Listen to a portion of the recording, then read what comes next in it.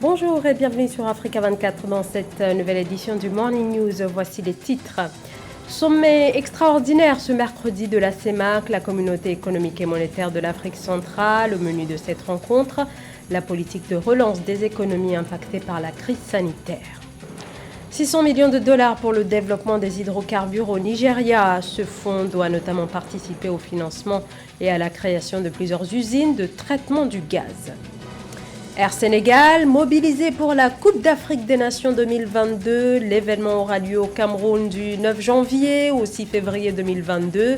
La compagnie sénégalaise a exposé son plan logistique concernant la prise en charge des différentes sélections, le décryptage à suivre dans ce journal.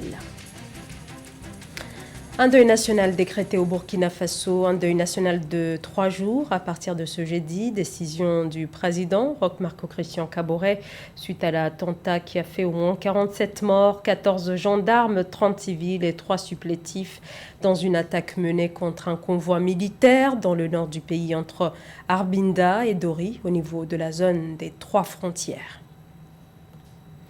Les dirigeants de la communauté économique des États de l'Afrique centrale ont tenu ce mercredi un sommet extraordinaire pour débattre de la situation économique de la zone, fortement fragilisée par les conséquences de la pandémie de Covid-19.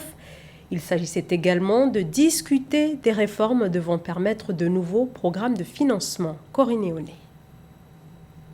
Les États membres de la communauté économique et monétaire d'Afrique centrale, réunis en session extraordinaire ce 18 août 2021, félicitent les avancées enregistrées avec la mise en œuvre des réformes structurelles décidées dans le cadre de la première phase du programme des réformes économiques et financières au sein de la CEMAC, adopté en 2016. Ils appellent toutefois à la poursuite d'une seconde phase qui s'imbrique dans le plan de relance communautaire de 2020. Au cours de la réunion virtuelle présidée par le chef de l'État camerounais Paul Biya, les leaders de cette région ont mis un accent sur les axes prioritaires qui devraient conduire à une véritable relance économique inclusive, créatrice d'emplois dans ces pays secoués par des crises sanitaires et sécuritaires, avec d'importantes implications sociales et économiques.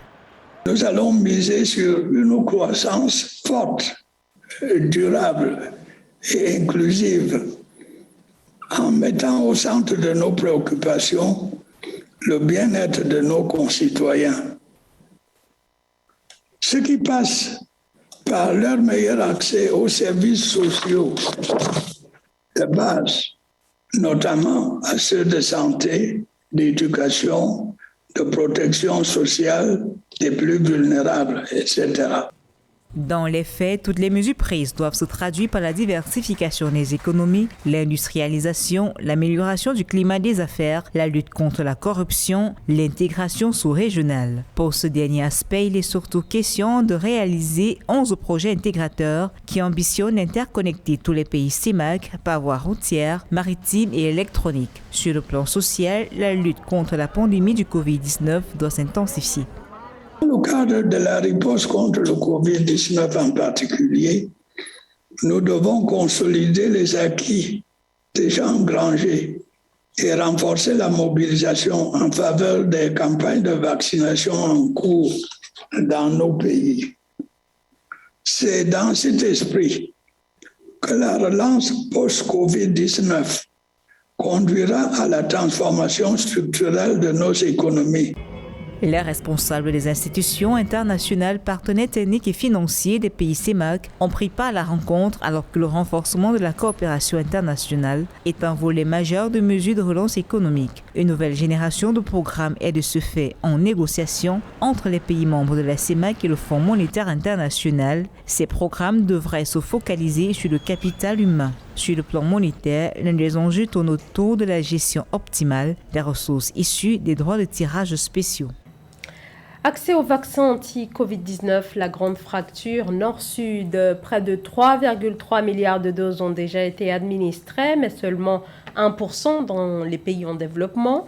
L'OMS alerte sur les dangers d'une vaccination à 2 vitesses. Réunis les 17 et 18 août, les dirigeants des pays d'Afrique australe ont martelé la nécessité d'un accès équitable au vaccin. Joël Ballot. Plaider en faveur d'un accès équitable des pays africains au vaccin, c'est le leitmotiv du 41e sommet des chefs d'État et de gouvernement de la communauté de développement des États de l'Afrique australe qui se tient du 17 au 18 août au Malawi. Pour les chefs d'État présents, la pandémie de Covid-19 est une menace à enrayer pour concrétiser l'intégration régionale. Our region must stand strong. Notre région doit être forte et unie pour relever les défis actuels auxquels nous sommes confrontés. Avoir accès au vaccin est un droit humain fondamental et tant que l'Afrique restera privée de cette ressource vitale, lutter contre la pandémie de Covid-19 sera futile. Pour le président malawite Lazarus Chakwera, président hôte du sommet, la relance des économies africaines dépendra de la capacité des États à disposer de cette maladie. C'est pourquoi il déplore les inégalités qui subsistent en matière d'accès aux vaccins contre la Covid-19.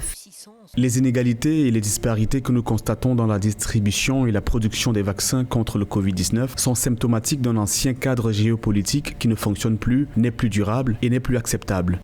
À travers ce thème, renforcement des capacités en matière de production face à la pandémie de Covid-19, en vue de mener des réformes économiques et industrielles à caractère inclusif et durable, les pays africains insistent sur le fait qu'un vaccin destiné à préserver le droit fondamental des individus à la vie appartient à toutes les nations, quelle que soit son origine. Une perche tendue à la communauté internationale dans la distribution des vaccins. Dans l'actualité également, le report du verdict dans le procès de Paul Rozeza-Bagina. Le procès était attendu ce vendredi. Le verdict était attendu ce vendredi 20 août. Paul Rozeza-Bagina a été jugé à Kigali de février à juillet 2021 avec une vingtaine d'autres personnes pour son soutien présumé au groupe rebelle, le Front de Libération Nationale, accusé d'avoir mené des attaques meurtrières au Rwanda en 2018.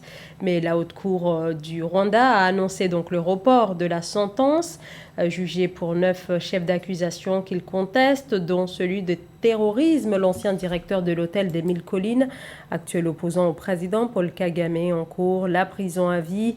Le Parlement européen et la Belgique, dont il est ressortissant, ont exprimé leurs préoccupations quant à l'équité du procès.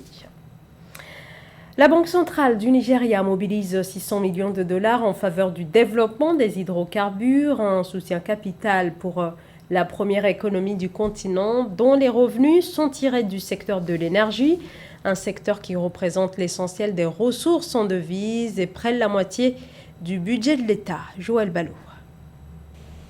Dans l'optique de redresser l'industrie du gaz, la Banque centrale du Nigeria a mis à la disposition du gouvernement une enveloppe de 600 millions de dollars. Ce financement s'inscrit dans la mise en œuvre du Programme national de développement de l'utilisation du gaz, une démarche qui va contribuer à dynamiser le secteur gazier et réduire les émissions de gaz à effet de serre sur l'environnement d'au moins 50%.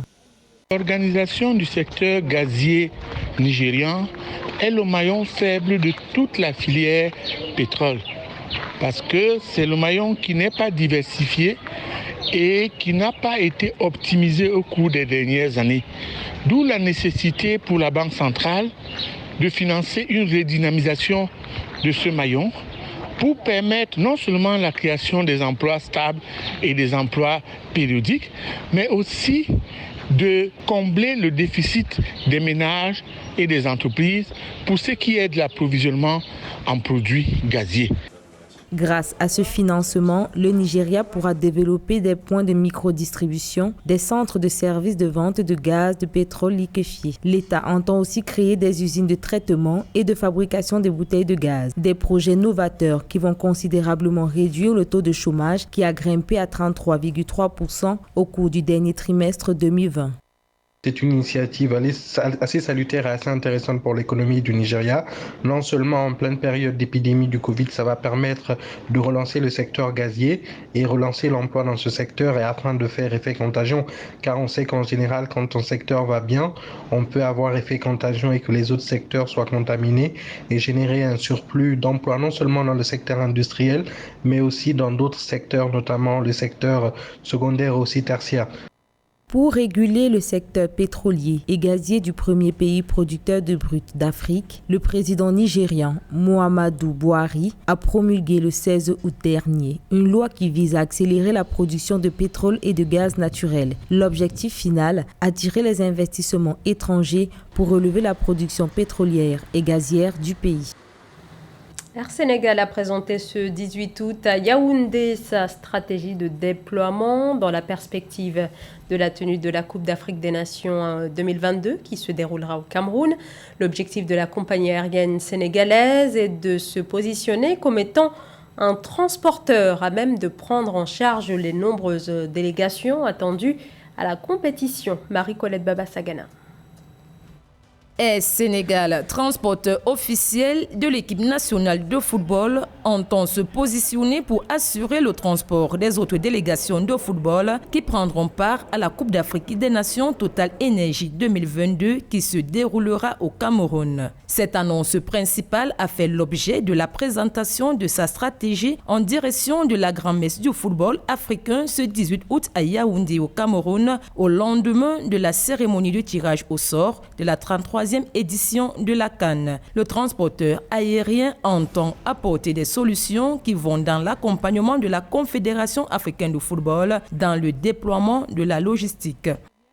La CAN est l'une des compétitions les plus prestigieuses qu'on puisse avoir en Afrique. Et donc avoir proposé des solutions de mobilité va permettre à tous les Africains de pouvoir participer à cette belle fête-là. Par rapport au sport et par rapport à la CAN, Air Sénégal va mettre en place une opération supplémentaire déjà par rapport à la couche du trafic civil qui est transporté très régulièrement vers le Cameroun. Cette cérémonie de présentation a été marquée par la présentation du concept Air Sénégal Football Challenge qui a pour but d'organiser chaque année un match de football qui opposera les anciennes gloires africaines à un pays africain sélectionné.